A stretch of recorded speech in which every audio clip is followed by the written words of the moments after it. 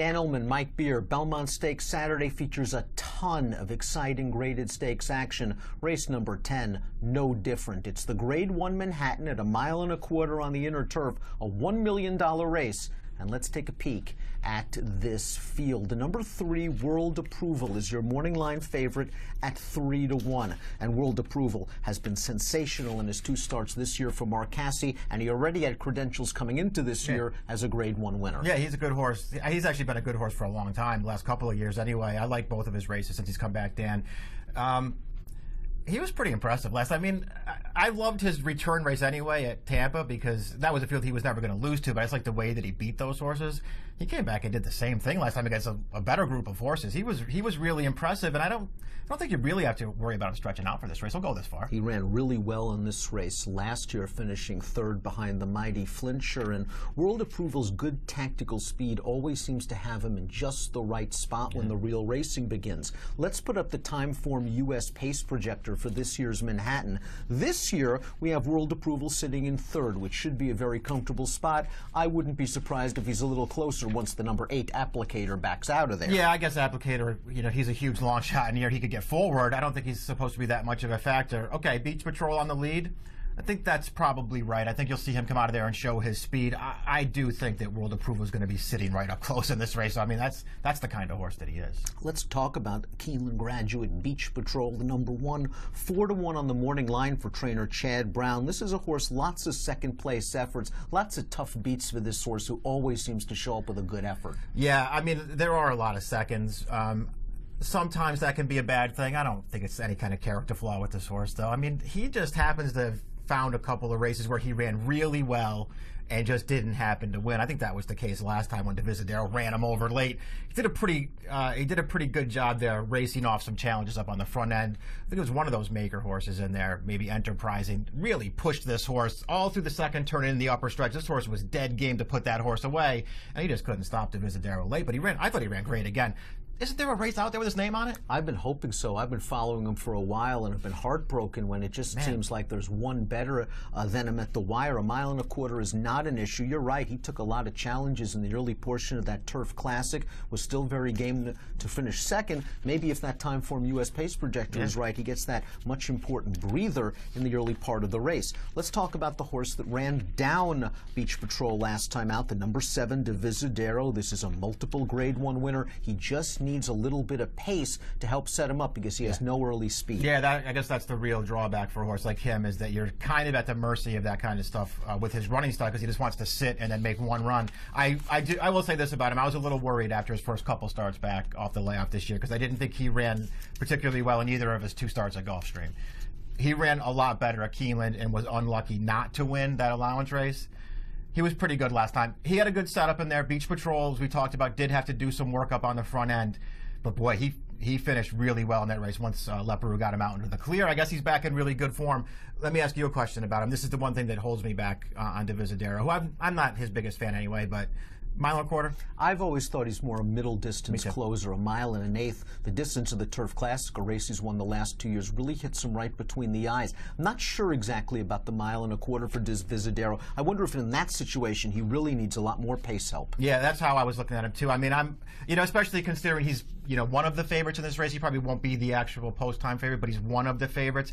I don't love him at 1.25 miles. The Turf Classic has been already a productive race. Bala Bali came out of that race to win the Shoemaker Mile last week, I believe, with a big Beyer speed figure of 1:05. Chad Brown has Beach Patrol. He also has Time Test, the number 4, Juddmonte. A lot of folks thought, based on this European form, that Time Test would come in and he would basically be this year's version of Flincher. A disappointing loss, to say the least, in his North American debut. Yeah, we'll see. He should hopefully rebound out of that one. That was basically a disaster. Even if you want to say, for some reason that he doesn't want yielding ground or whatever excuse you want to make for him, don't be losing to Smooth Daddy, especially after you get by that horse in the stretch. That's an inexcusable loss last time. You would hope he would run better in this race.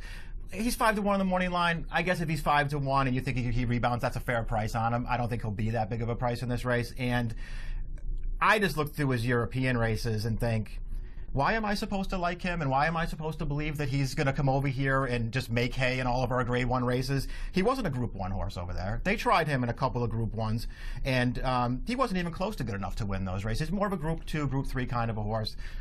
Maybe Chad gets him good. Maybe Lasix is all he needed. I'm not forgiving his last race. I'm not betting him in here. The longest price of the 3 horses trained by Chad in this race will be the number 2, Wake Forest, who is a legitimate horse. He is a Grade 1 winner. He won a week edition of the Man of War last year. A mile and a quarter is no problem for this horse, and you can make the excuse for his last race. He caught a really boggy turf course that he didn't have to like, and we know that the winner, that really good mare Zukova, likes a lot of cut in the ground. Right. I just wonder from a quality standpoint if he matches up with the top runners in this race. Yeah, I don't think that he does. He's run some good races, though. I mean, I suppose that if he gets the right trip, he could sort of make his presence felt in this race. I just feel like there are better horses than him in here. And I would just say this about him. If you like him and you just sort of wanted to take a shot with a better price and you think it's him, don't worry about his last race. Just put a line through that one. There is a European import entered in this year's Manhattan. That is the number 6, Potemkin, who is a Group 1 winner in Italy. And the racing in Italy and in Germany, not as good as the ones in France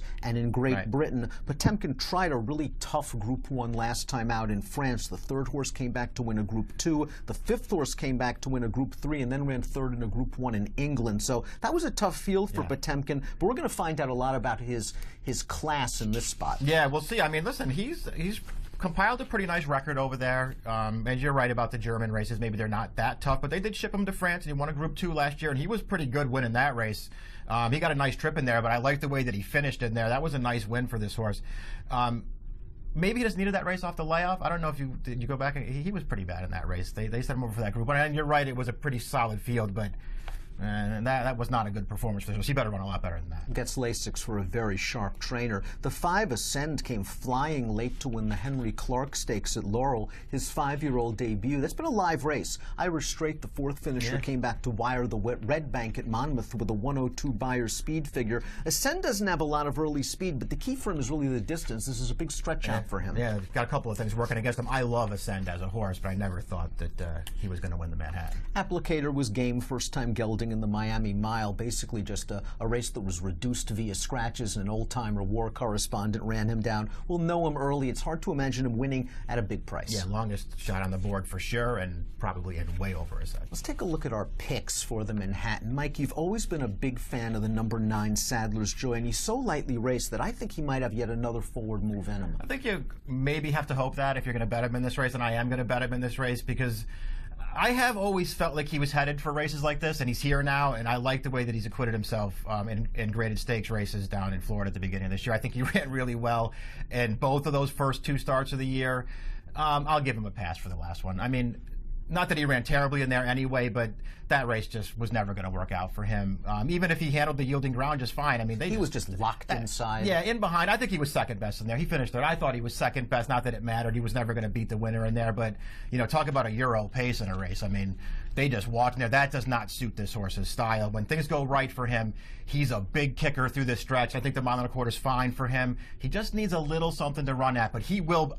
To me, he will be running at the end of this race, and I'm going to hope he's good enough. And while the jury might be out about Divisidero being the best closer at 10 furlongs, he might be the best at 9. Yeah. You know this horse is going to kick at a mile and a quarter. He's just getting warmed up at this distance. He is a very dangerous late threat.